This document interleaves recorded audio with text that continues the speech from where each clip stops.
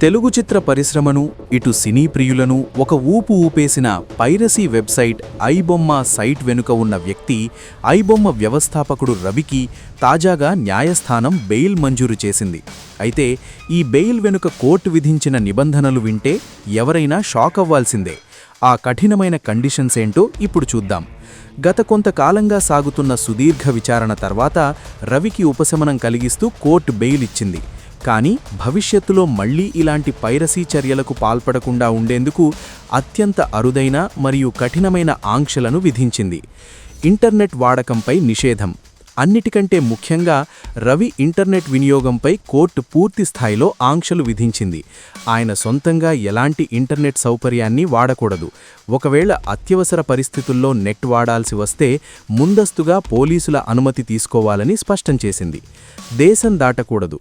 నిందితుడు విదేశాలకు పారిపోయే అవకాశం లేకుండా కోర్టు కట్టడి చేసింది.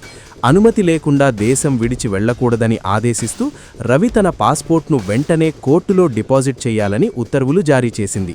కొత్త సినిమాలు విడుదలైన కొద్దిసేపటికే వాటిని అప్లోడ్ చేస్తూ చిత్ర పరిశ్రమకు కోట్లాది రూపాయల నష్టాన్ని చేకూర్చారనే ఆరోపణలతో రవి అరెస్ట్ అయ్యారు. ప్రస్తుతం కేసు దర్యాప్తు తుది దశలో ఉంది.